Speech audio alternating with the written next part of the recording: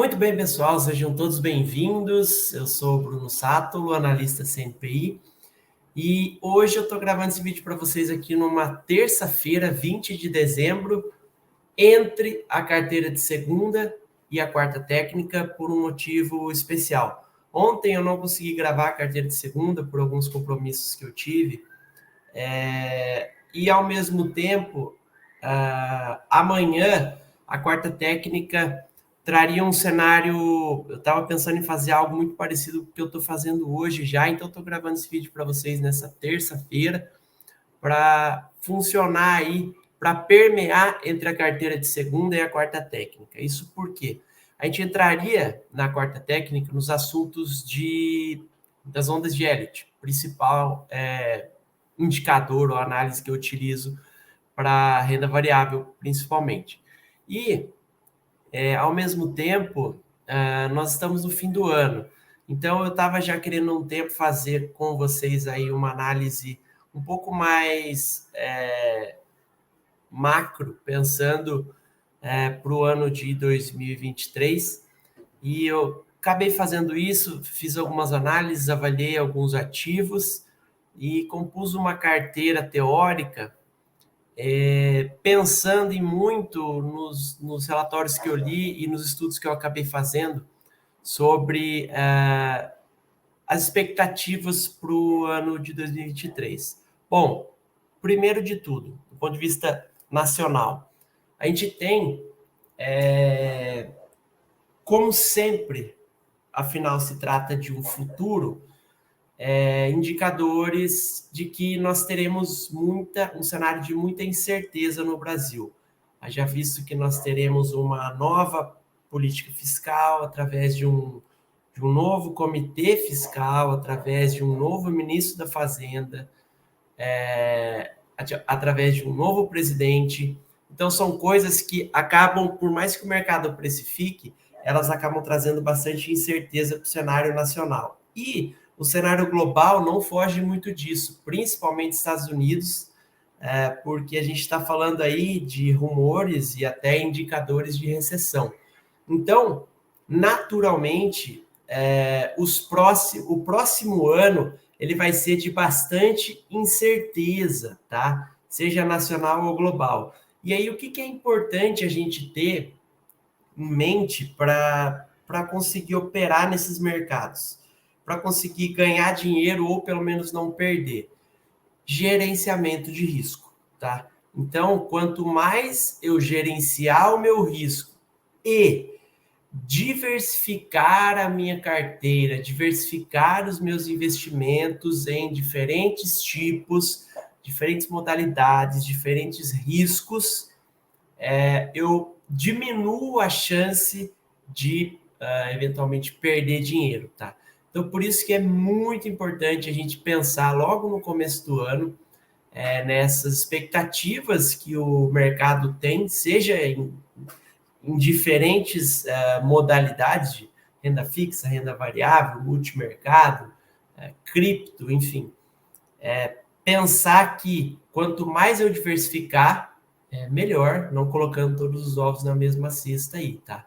Então, nesse sentido, buscar não só empresas como ativos que tenham bastante solidez, tá? Para que essa minha diversificação ela tenha fundamento, tá? Ela tenha menor risco. E falando em fundamento, ou melhor, falando em análise técnica, eu estava analisando o Ibovespa aqui, motivo esse pelo qual ele já está aqui no nosso fundo. E se a gente avaliar o Ibovespa desde os seus primórdios, nós temos um cenário de crescimento natural desde 1992, que é quando a gente tem os dados, mas nós tivemos quedas bastante significativas aí em 2008 e principalmente em 2020, tá? O que eu avalio pensando no ano, tá? O Ibovespa no ano de 2022 ele praticamente devolveu todo o ganho que ele havia tido agora nesse último mês. Então, essa é uma análise minha, tá? Como analista, uma análise gráfica de que o Ibovespa não deve fugir desses super extremos que nós temos aí demarcados pelas linhas amarelas, de 121 mil e de 71 mil. Óbvio, é uma margem muito grande, qualquer um poderia falar que, puxa vida, se eu pegar o ponto certo aqui, eu ganho muito dinheiro com isso. E, aliás, essa é uma coisa que eu esqueci de falar ali. Mercados com bastante incerteza, eles trazem para a gente bastante possibilidade de lucro, tá? Então, nós estamos falando aí, seja otimista ou pessimista, dá para ganhar dinheiro nesses dois cenários, tá? Então, tendo em vista aí um cenário, uma projeção de FIBO aí de março de 2020 até agora dezembro de 2022, nós estamos neste momento na primeira retração de FIBO, na faixa dos 104.300 ali. Ou seja, existe possibilidade do Ibovespa vir até os 88 mil, o que seria um cenário muito pessimista, tá? Ou vamos trazer assim, um cenário pessimista, mas possível, porque 70% das vezes as retrações de Fibonacci, elas vêm até 61.8, tá? Principalmente em onda 2. Aliás, somente em onda 2. Então, a gente está falando aí de um cenário pessimista nos 88 mil, e num cenário muito pessimista nos 71 mil, tá?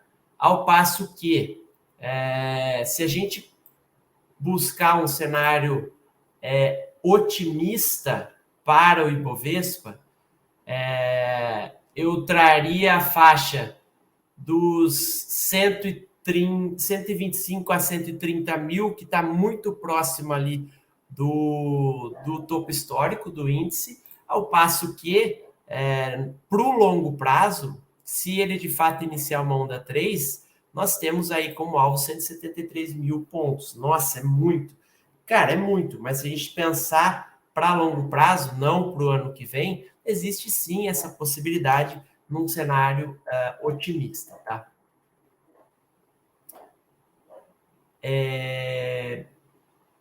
Pois bem, analisando o Ibovespa, esse é o cenário que a gente tem. Se a gente avaliar alguns relatórios de casos de análise super experientes, aí, como é o caso, por exemplo, da XP, a XP fez uma análise fundamentalista, baseada aí no valuation, numa metodologia própria que eles têm ali do Ibovespa, e eles trazem a faixa de um cenário pessimista para o Ibovespa, na faixa dos 99 mil, num cenário muito pessimista, na faixa dos 90 mil, e um cenário otimista na faixa dos 153 mil. Então, é claro que isso varia ao longo do tempo, e é por isso que a gente traça cenários, mas é importante a gente avaliar quais são essas possibilidades de cenários e o que pode levar, né, o próprio Bovespa, a Bolsa Brasileira, ou o principal indicador da Bolsa Brasileira, e, consequentemente, a Bolsa Brasileira, a esses patamares, tá? E, pensando nisso, eu compus aqui uma carteira teórica, naturalmente, mas que eu acho que é válido para começarmos o ano aí pensando em termos de investimento, tá? Então, percebam que super importante em cima desse investimento é que vocês tenham gerenciamento de risco, tá? Quanto do meu capital eu vou arriscar de acordo com o meu perfil de investimento. Para isso, vocês já devem ter feito os formulários de suitability, quando abriram contas em corretoras, enfim. O fato é que ali você consegue, e se não fizeram, tem isso disponível na internet, mas avaliar qual o seu perfil de investimento, tá? Se é moderado, se é conservador, se é agressivo, tá? Mas o fato é que dentro do cenário que eu imaginei para um perfil relativamente de moderado para agressivo, que é mais ou menos o meu perfil, essa é a minha distribuição, tá? Mas eu acho que é válido vocês irem adequando esse percentual conforme aí vocês creem que seja melhor para a composição da carteira de vocês, levando em conta que quanto mais conservador você mais você deveria investir em renda fixa. E quanto mais agressivo, mais em renda variável. Porém, sempre levando em conta o gerenciamento de risco e a diversificação de carteira.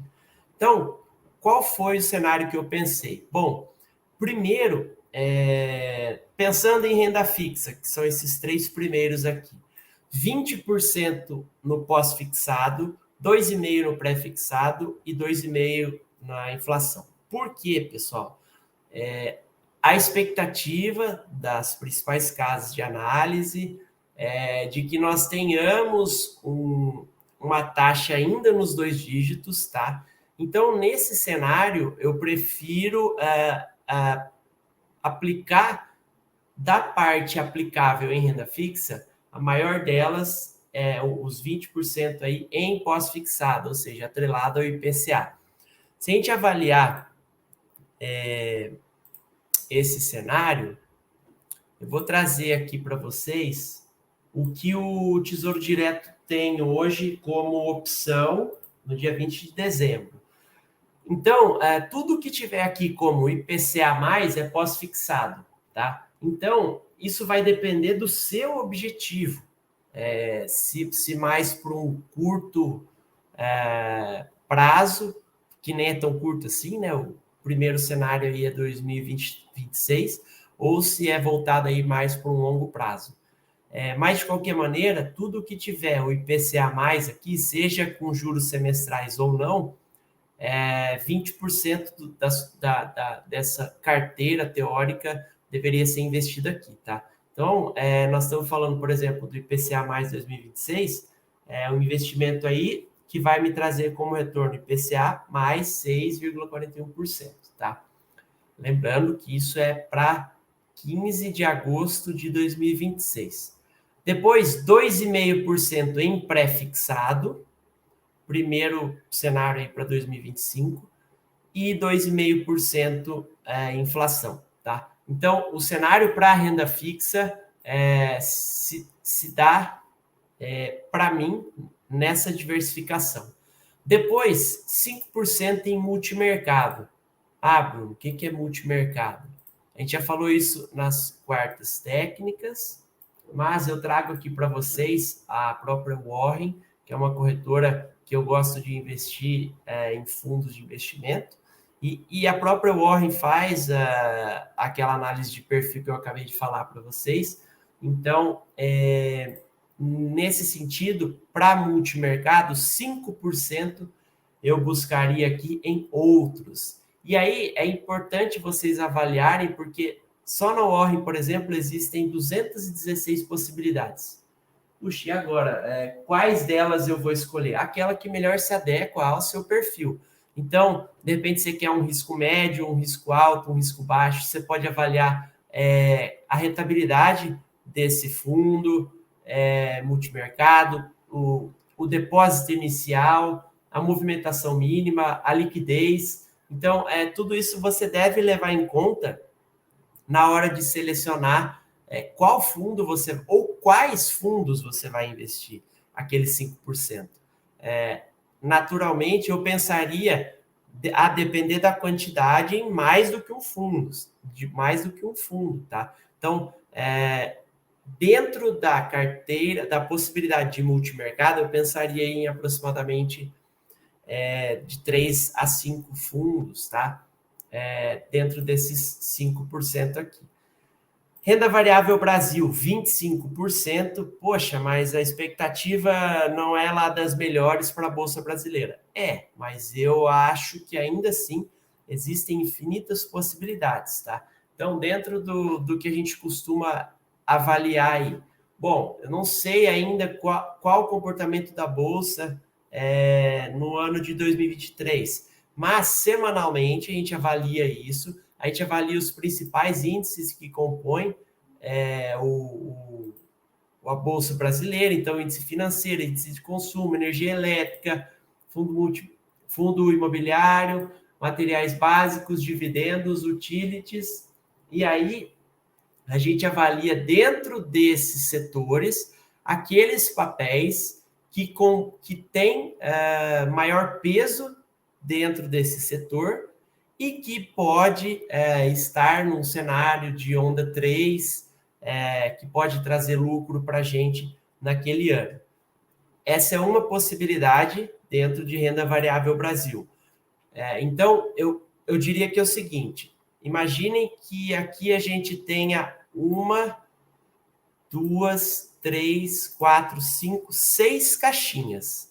Dentro da caixinha de renda variável Brasil, eu trabalharia parte desse dinheiro, diversificando ele nesse tipo de análise que eu acabei de falar para vocês, em que eu avalio os setores, eu avalio os papéis que compõem esse setor.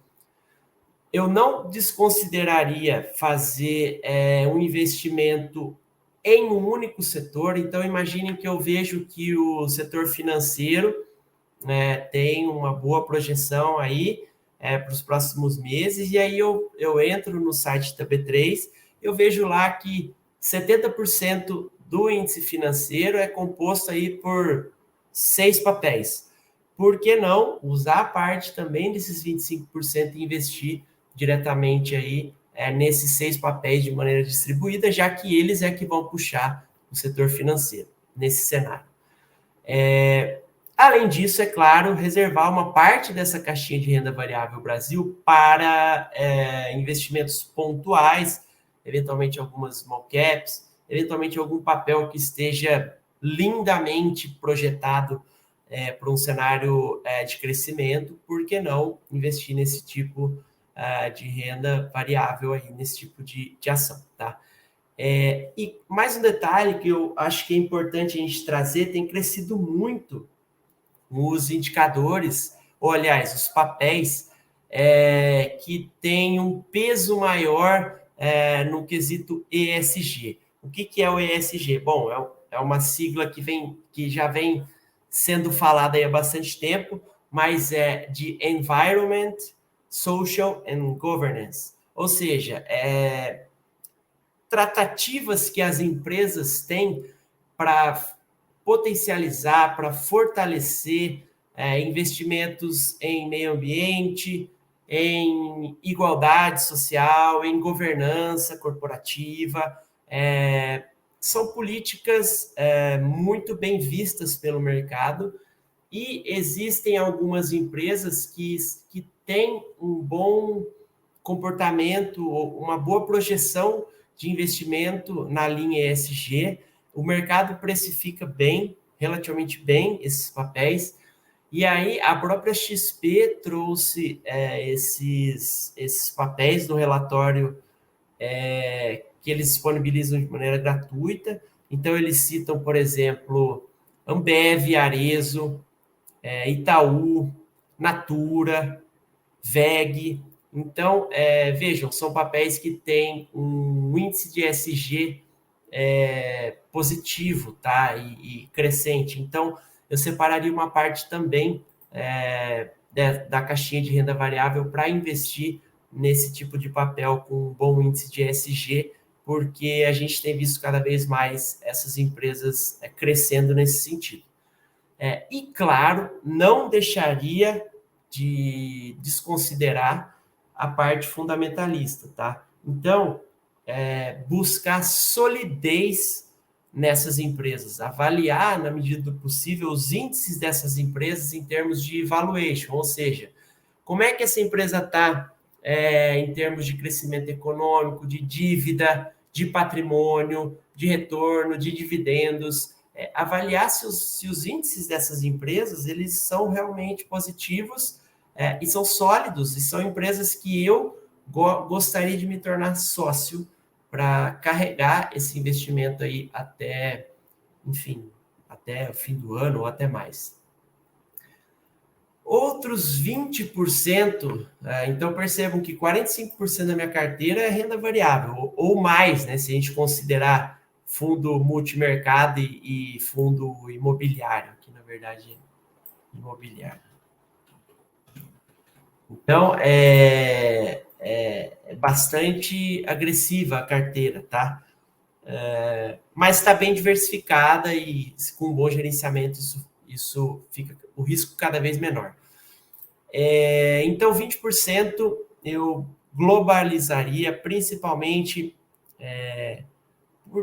por via de a Bolsa Brasileira eventualmente não performar tão bem. Então, dolarizar alguns investimentos aí não vai fazer mal, tá? Então, buscar pode ser desde BDRs até, eventualmente, abrir conta em corretoras internacionais aí e fazer um investimento em ativos aí internacionais também, tá? É válido. Eu gosto muito do Bitcoin, acho a história e o propósito do Bitcoin magníficos. Então, sempre tenho uma parte da minha carteira investida em Bitcoin. Na verdade, atualmente eu tenho investido mais do que 10% da carteira, mas eu trouxe aqui 10% pelo menos pelo propósito do Bitcoin, é descentralizado, não tem influência de governo. Acredito que está num patamar muito baixo de preço pelo valor que ele tem, tá? Então, compraria e investiria Bitcoin, sim, em Bitcoin. E para finalizar, fundo imobiliário, buscaria aí fundos que tenham preferencialmente bons pagamentos de dividendos, um bom histórico, principalmente mensal, e seria um meio de investir de maneira mais segura do que, a meu ver, do que investir, por exemplo, num imóvel físico, onde a gente teria que arcar aí com o custo de oportunidade de, às vezes, não estar alugado, pagar condomínio, enfim, a própria depreciação. Então, eu gosto dessa modalidade de investimento, coloquei ela na carteira teórica também, tá? Então, a ideia, pessoal, é trazer essa discussão para vocês. Vale lembrar que é muito importante a gente ter essa diversificação, controlar bem esses investimentos e tentar se proteger de eventuais negativas aí que a gente vem a ter em cenários diferentes aí. E, com certeza, quando a gente diversifica e faz um bom gerenciamento de risco aí, a gente acaba tendo isso a nosso favor, tá? Bom, estou à disposição. Qualquer coisa, entre em contato comigo, a gente vai conversando. Espero que isso tenha ajudado. No mais, agradeço aí por esse ano, por tudo que a gente produziu juntos aí, pelos feedbacks que eu recebi. E vamos tentando melhorar sempre, beleza? Valeu, um abraço a todos, um bom 2023 e que seja de muitos gains para a gente. Um abraço!